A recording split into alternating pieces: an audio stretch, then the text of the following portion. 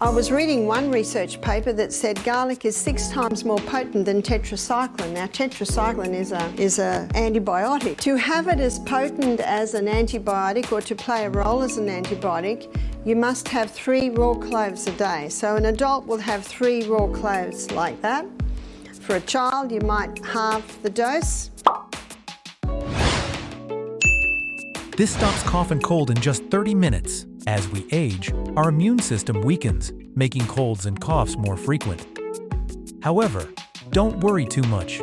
Nature has gifted us with a treasure trove of herbs and spices to help us naturally and effectively cope with illness. Garlic, ginger, honey, lemon, turmeric, onions. Each one brings its own unique benefits. Garlic helps with antibacterial action. Ginger reduces inflammation. Honey soothes the throat. Turmeric acts as an antioxidant, and onions help eliminate mucus. By using these remedies, you not only protect your health, but also help the recovery process be smoother and more effective. Remember, nature is always a reliable companion on your health journey. And what I'm going to do now might surprise you. I'm going to put the onion on the bottom of the feet. So why do we put the onion on the bottom of the feet? We put the onion on the bottom of the feet because the bottom of the feet, or the feet I should say, are a reflex, and we're going to put the onion on the bottom of the feet for if someone has a bad cough in the night. And I'm going to use a plastic bag. Now at Misty Mountain we buy boxes of starch bags, so they're made out of starch, and that would be the best. Now if you don't have starch bags, you can certainly use a cloth. So you might use a cloth, put the onion like that and put it in the bag. And then what you do is you put your foot on the onion like that, and then you twist it around and put a sock on. So the bottom of the feet is touching the onion. And then you put a sock on and it holds it in place. Now my grandson, he was 3 at the time. I was visiting my daughter and he had a bad cough. And she gave him a hot bath, which always eases the cough, and put him to bed, and he was coughing and coughing and coughing and coughing. And we thought he'll be asleep in a minute, but he kept coughing and coughing. So after half an hour I said to Em, let's do the onion. So we got him up, we chopped up an onion and put half the onion chopped up on one foot and half on the other foot, and put him to bed. Not one more cough. It's almost unbelievable.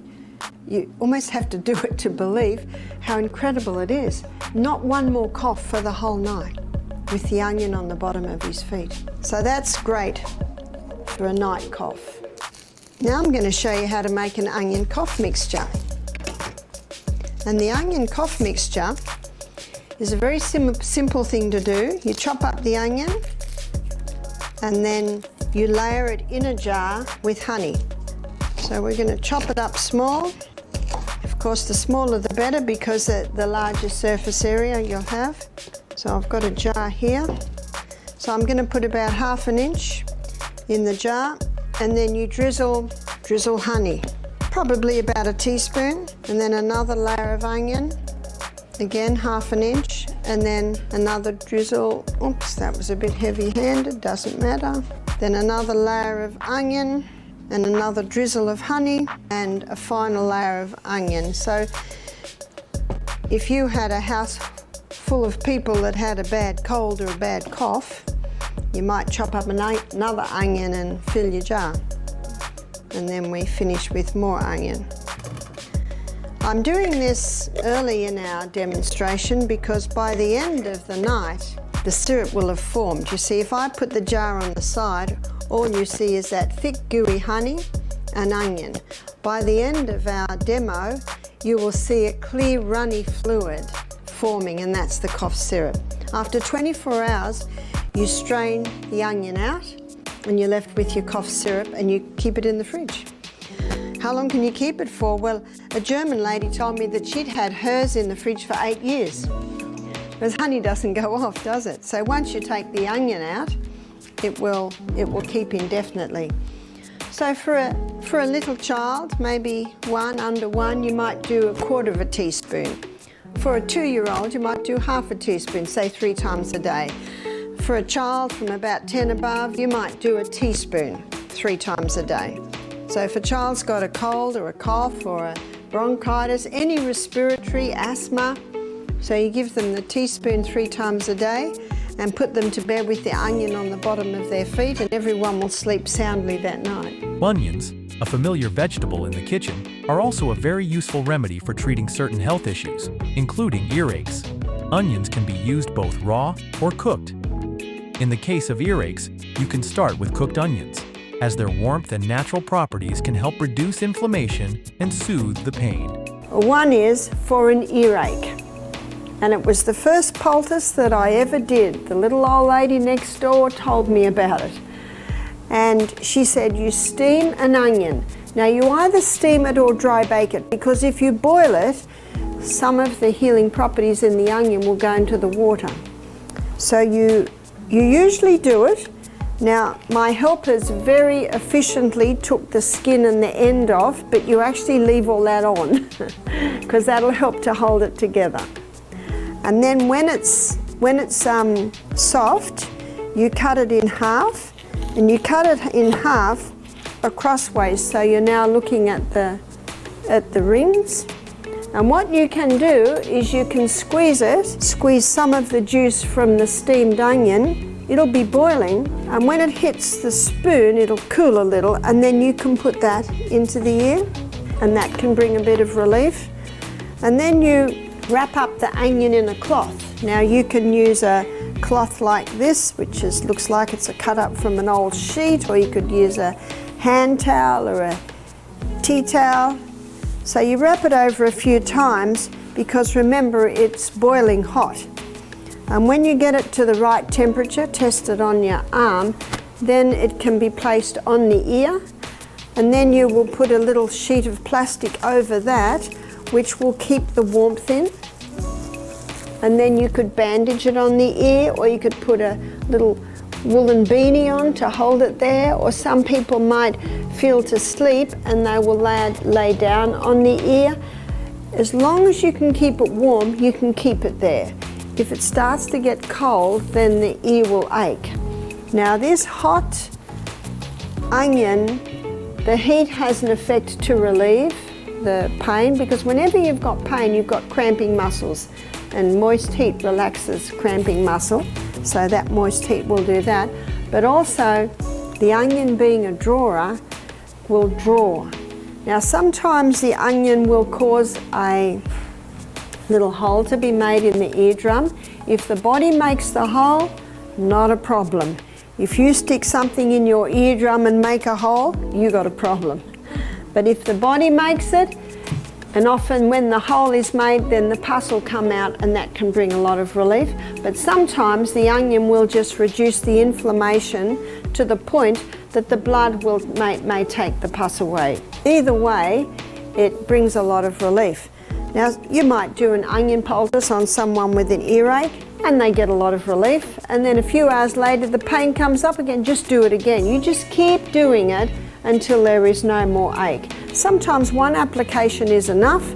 Sometimes it needs to be done a couple of times a day for a few days. A friend of mine, she had to do it every day for a week. You know, whatever it takes, the body knows what it's doing, and if it brings relief, the body's saying, thank you, that's what I want you to do. The other place that you can use a cooked onion is on a boil. A man rang me up and he said that he had boils coming on the inside of his nose. They were very painful. And I said, well, it'll be a bit hard to put something on the inside of the nose, but I said you could steam up an onion and put it on the outside. He thought that sounded like a bit of work, until a few hours later the whole side of his face swelled up. So he steamed up an onion and put it on. And he said to me that it brought so much relief he was able to sleep. And when he woke up, he said the boil had burst and all the waste had come away. He said he has never got so much relief so quickly. Next, let's look at a sibling of onions, garlic. A study has shown that garlic is 6 times more powerful than tetracycline, a common antibiotic. Garlic contains a compound called allicin, which gives it strong antibacterial and antiviral properties, making it a powerful natural remedy for combating pathogens, especially respiratory illnesses like coughs and colds. Now in your books there's a recipe for the flu bomb, and the flu bomb has 6 ingredients. This is how I remember it. I remember it by 2s. Garlic and ginger. Garlic as much as you dare. Ginger probably about 1/4 teaspoon finely chopped, and the garlic you finely grate. I was going to say this is a great grater. That sounds like a pun, doesn't it? But I love graters like this, and when I'm cooking I just grate straight into my pot, and I'm going to use it in a minute. So you see it's quite fine, so you'd finely grate the ginger and the garlic into a cup. So there's your first 2 ingredients. The next 2 ingredients are 1 drop of eucalyptus oil. If you haven't got eucalyptus oil, you could use tea tree oil. 1 lady said, but Barbara, it says on the bottle you must not consume it. And I said, well, I'm not asking you to drink half a bottle. We've got some common sense, haven't we? No, it's not very common today, I realise that. So 1 drop. It's an age-old remedy. People have been using it for centuries. Well, Australia's the land of the eucalypt. 80-year-old lady told me this 40 years ago. She said when one child had a cold in their house, the mother would put a few grains of sugar on a teaspoon and a drop of eucalyptus oil, and they all had to have a dose. And, you know, it's been used for centuries. The reason why they say you must not take it is 40 years ago, a little boy in Tasmania, you've heard of Tasmania, that little island at the bottom of Australia, he drank a few mouthfuls of eucalyptus oil and went into a coma. So they banned it. Now there was such an uproar about it that they legalised it again, but if you buy eucalyptus oil in Australia, it's got poison on the bottle. Do not take, and it's because of that. How many young men have died from drinking a bottle of scotch at a party on a Saturday night? Has the alcohol been banned yet? No, it doesn't make much sense, does it? So we're looking at the 6 ingredients. So we've got garlic and ginger, 1 drop of eucalyptus oil, and cayenne pepper as much as you dare. Some can handle a sprinkle, some can handle half a teaspoon. Occasionally some can handle 1 teaspoon. We'll be talking about cayenne pepper in a minute. So there's 4 ingredients. The last 2 ingredients are the juice of a lemon and the teaspoon of honey. So it's a really expanded lemon and honey drink that many people have taken for colds. So if you feel a cold coming on, flu, any respiratory, of course, what's all the go at the moment is COVID. You take a flu bomb 3 times a day and it'll be gone in 3 days. Of course, at the same time, you've got to exercise and drink all your water and eat very lightly. Another way some people take it is they'll have a bowl of hot soup and they'll just grate the garlic straight into the soup. And you can certainly do that, but you've just got to have that clove 3 times a day to take the place of antibiotic. Even though they say it's equal to antibiotic, it's also antiviral. It's also antifungal. It's also anti-yeast, so it's a remarkable. Honey and lemon are also excellent natural remedies that help boost the immune system and fight infections. They are gifts from nature that offer significant health benefits without chemicals or drugs. Both honey and lemon contain strong antioxidants and antibacterial properties that help the body fight off pathogens. If the lemons are on the tree, I say use the juice of a lemon. If they're $1 a lemon, maybe you use half a lemon. But basically lemon juice you're using. And the last ingredient is honey, and usually it's approximately 1 teaspoon.